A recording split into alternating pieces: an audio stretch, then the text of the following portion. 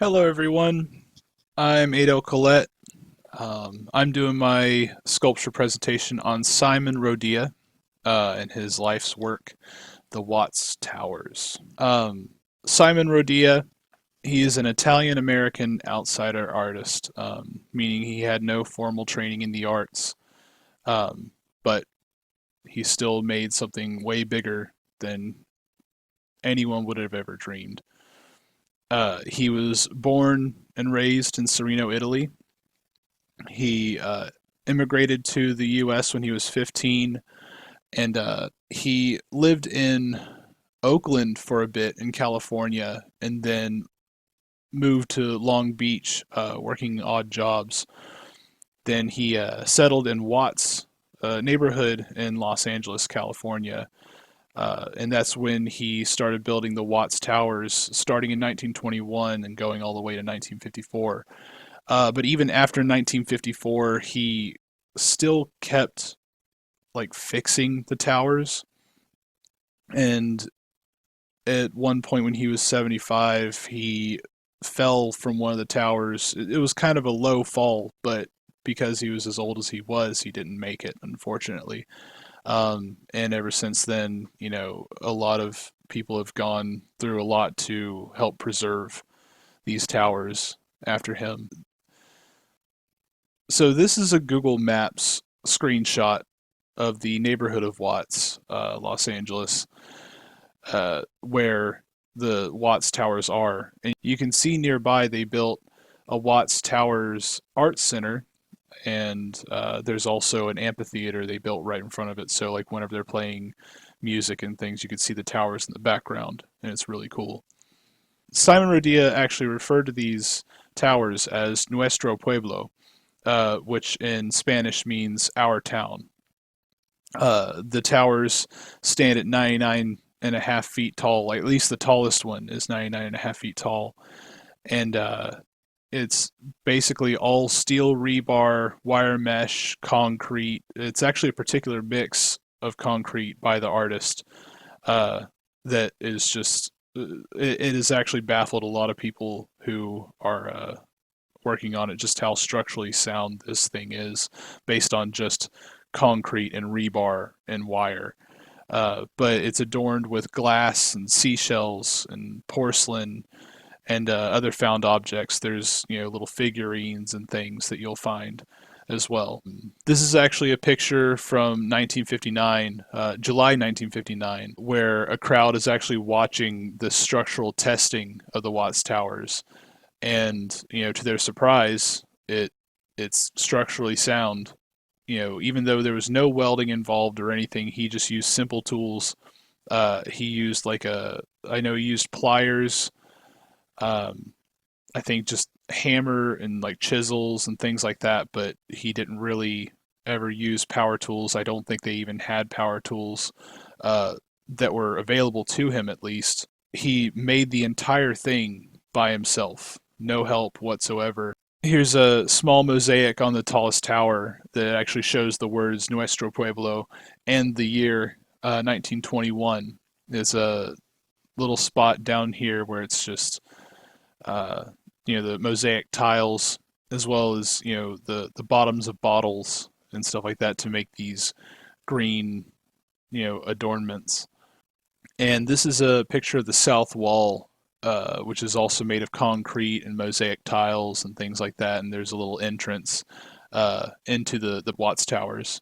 This is actually an interior shot of the plaza, and you can even see where he's made intricate designs in the concrete tiles underneath. He used to work as a mason, and so he just kind of knew how to do these things.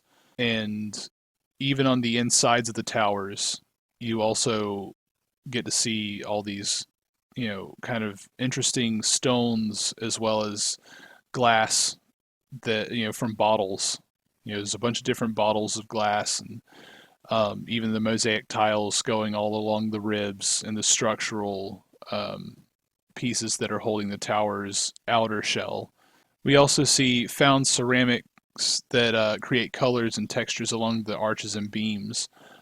Just smashed plates and bowls and things like that that had interesting colors, he would just kind of stick those into the concrete. And there's also seashells that adorn the archways, and decorative pieces that are just all throughout this entire piece. This is actually a really cool shot of the 140-foot wall on the outside of the plaza, showing all the crazy mosaics, just from glass and pottery and concrete.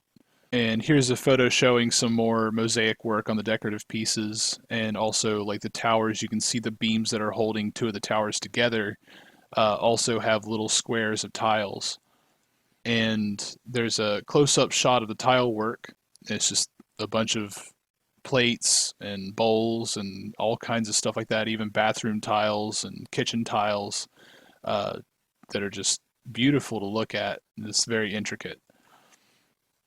And here's a really cool shot from under one of the domes, underneath one of the towers. It kind of looks like a spider web.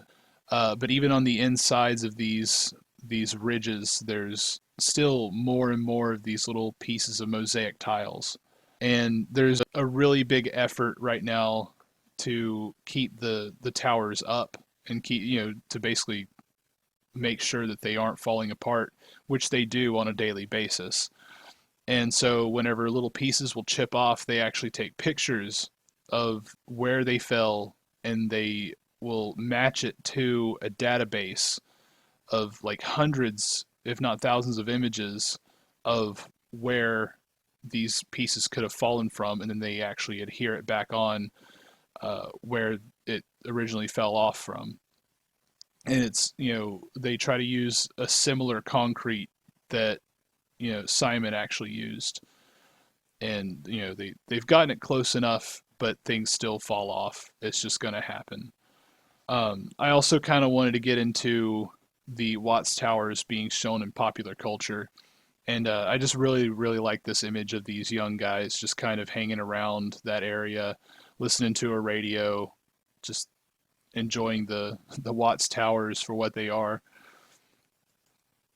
And in the popular game Grand Theft Auto 5, the fictional city that it takes place in is called Los Santos, and it's based heavily on Los Angeles. And so there's actually a little neighborhood within Los Santos, and it's based off of Watts, and they called these the Rancho Towers. And it's just really funny that they had actually kept it in there. They tried to keep everything pretty close to Los Angeles. And here's an interior shot along with the one of the main characters that you play as, of course. But it's just really cool. They even included the seashells and the mosaics and the concrete as well. It's of course not exactly the same, but it looks very similar. And of course, The Simpsons at one point visited the Watts Towers, and it was just really cool to see the Watts Towers represented in that show as well. A big favorite of mine. And here are my sources that I pulled from.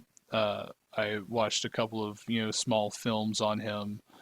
I know I used some Wikipedia sources, but also used the Watts Towers official website. It's just really interesting stuff, and I want to learn more about it as well. Like this presentation is only the beginning of learning more about Simon Rodia, and I just love outsider art in general. But thank you so much for letting me do this, and I will keep looking for more stuff on him. Thank you guys so much for listening.